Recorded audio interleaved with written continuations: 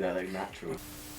Yes, guys, and welcome back to episode 2 of the Reaching Out Conversations. So, yes, we released a track on the 29th of January called Reaching Out. And as you could probably tell by the title, it is all about reaching out to each other, encouraging each other, supporting each other at this crazy time. And also it talks about how we believe that God is always reaching out for us. So the Reaching Out Conversations are basically here to chat to some amazing people about this idea of reaching out and being there for each other. So in last week's episode, which you can check out in our latest videos, we chatted with Clarissa, who is the bass guitarist from Amongst Wolves. We talked all about Wolves' new track, Voices, and their Choose to Live movement, which is an anti-suicide movement. And as a band, that is how they have been reaching out to their fans at this time when they're not able to have face-to-face contact.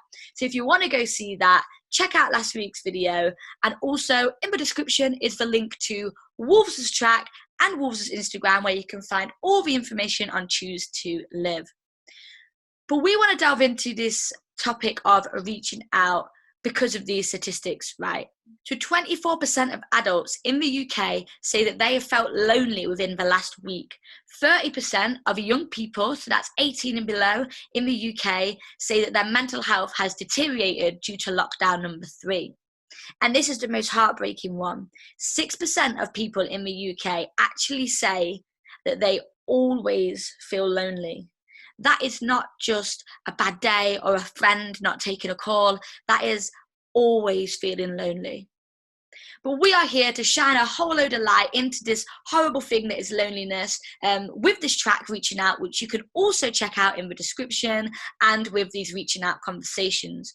So for episode 2 today, we are joined by Becca Young. So Becca is a musician, she is a youth worker, and she is a Christian. So we're going to talk today about how she has been reaching out to people in those 3 areas: artist, youth worker, Christian, at this time in the middle of a global pandemic. Let's go. Yay! Hi, Becca. Hi. How are you? I'm good, thank you. How are you, Gina? And well, I have got serious earring envy. Just please show all the people at home those earrings. Come on. The thing is I saw yours and I was like, I need to up my game. So that's what it was. Light bulbs. These are my idea earrings, you know. Inspiration. Eureka, you know. So we are obviously doing the Reaching Out Conversations, Becca. That is why you are here today. And I particularly wanted to chat to you because you reach out in many different ways. I've just been saying in the intro then, you're a musician, you're an artist, you're a youth worker, and you're also a Christian, right? So all 3 of those kind of areas require you to reach out in some kind of way in the middle of a pandemic, right? Right. Crazy times. So I guess my first question for you is, with music, with being an artist, with releasing the stuff that you do, which you can check in the description below, by the way, guys, why is music so important and different when it comes to reaching out? Music is a universal language. Like, you know, you get people. I remember I used to love One Direction. I still do, kind of. I kind of wish they were back together. But they would go on tours, or like you hear about so many big bands, or like, you know, people like Beyonce, they go on tours all around the world. And even though they're speaking one language in every single country, actually those people who may have grown up with Spanish, or may have grown up with German, or Italian, all these different languages, actually they understand what that person is singing, and they connect with it more on a deeper level because of the music that is in it. And it's so powerful. It's such a universal language. And I think to reach out as well, you know, when you create a song that has a message, it's so important that that message is uplifting rather than tearing people down. So an example of one of my songs is so in the Bible, it says that we should be witnesses, that we should tell people about Jesus. And one of my songs, Gimme, is all about how I tried to do that. And, you know, I got rejected, but actually there is hope, because even if it's just one person who says, yeah, I want to know who Jesus is, it's worth everything. That's a little bit of background of one of my songs and the meaning of it as well. I love that. So you are part of JC For Me, which is a collective of musicians, right? So how have either Becca Young or JC for me or any of you guys kind of been able to reach out to your fans or your followers at this point? What's one thing that you guys have been doing? I think it's just being consistent, and it's showing that you're there. I think a big thing, you know, social media is so important. It's so amazing, but it's also definitely a battlefield in terms of you can get crushed on social media, you can get cyberbullied, like all these different things. So to choose to fill social media with love and with what God says. So me personally, I will always try to put God in at least one of my posts whenever I do post. And I think that's like the best way to reach out to people, to show that actually there is hope, there is a God that loves you, and we want this connection between human beings to be foundational on the fact that you matter. And it's not about you know, how many followers you have, how many likes you get. It's about the fact that you're a human being and you were designed and created to matter as well. So yeah. Yes, Becca, go on, my gal. So you are also a youth worker, right? And pre-COVID, that was just so fun. I can only imagine being able to be with young people in a venue, messing around, having laughs, playing games, excellent times. But now we are in COVID, right? And everything's on Zoom. How have you managed to still kind of reach out to the young people and keep that close-knit connection as a youth group, but online? I think for me it was very difficult because I had not even met these kids like when I started doing youth work. Like some of them I'd never met them before, and the first like encounter I had with them was over a Zoom call. Wow. So it's like, how do you build that bridge? How do you make them know that you care about them without actually being there, or without being able to like see their face? Like, because sometimes kids don't want to put their face on camera, which totally makes sense, because to be honest, I was definitely that kid as well. But it's just trying to use it's just trying to use that time wisely and just be like, what is this hour Zoom session gonna do to make a difference to this to maybe one kid who's had a terrible week being online school? Do you know what I mean?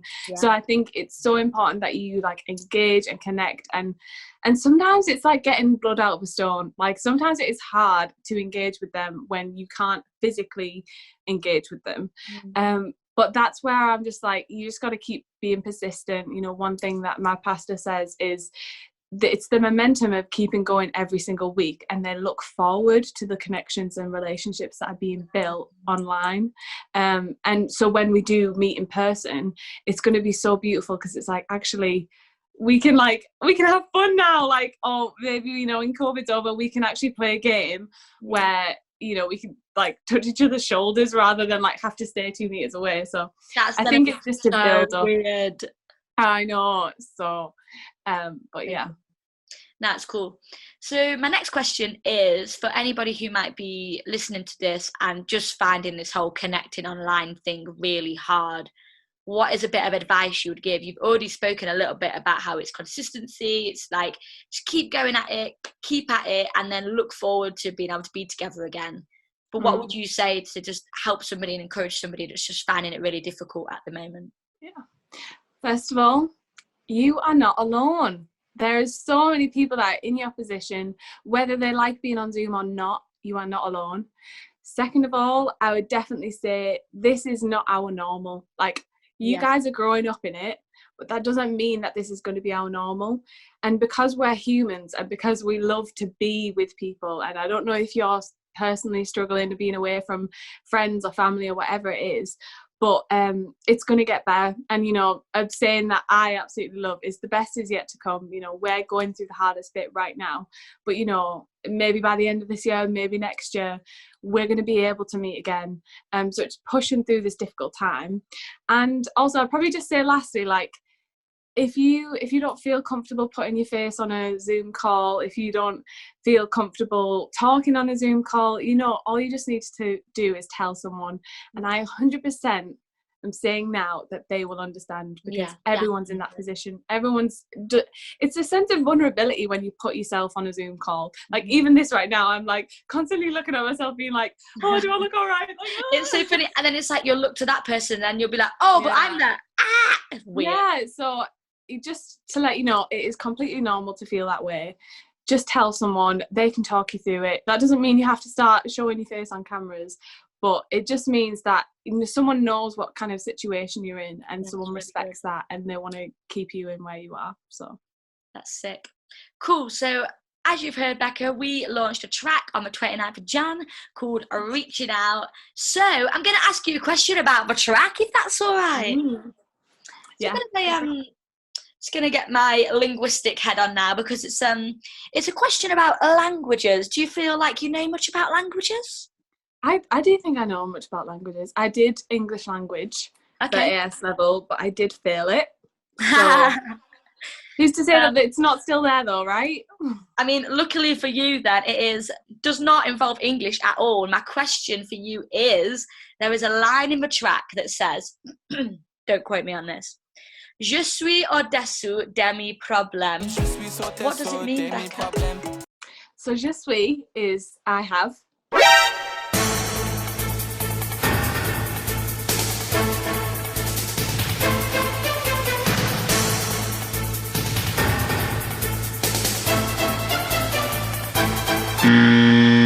She actually knows. Yeah, I did do French actually. I didn't know if you were talking about like actual like languages and like the English language stuff or a different language, but yeah, I did do French. So je suis is I have. Okay. Say it again. Oh gosh, now you actually know French, don't you? Okay, right. Je suis au-dessous de mes problèmes, or something along those lines. Dasu, I don't know, but I'm gonna guess it's I'm going to guess that it says, I have a God who solves problems. You're not far off. So, according to Aidan, je suis au-dessous de mes problèmes basically means me and my problems have now been separated. They've been halved, whatever, we're now apart. So there's a little bit of French. Cool. Yeah. I love that. Amazing. Thank you so much, Beck. This has been fantastic. And yeah, if you want to check out any of Becca's music or JC for Me Collective, check out the links in the description below. But for now, thank you for being our second ever guest on the Reaching Out Conversations. Thank you so much. Goodbye. Bye. So as well as reaching out to some of our other friends and artists, we also, on release day, reached out to you guys. I went live and held a release day party, and we got to hear all about what you guys made of the track. And this is what Em had to say about reaching out. So let's take a look. Yeah, so talk to us a little bit more about why kind of did the track say anything to you? Kind of why do you think this track has resonated with you?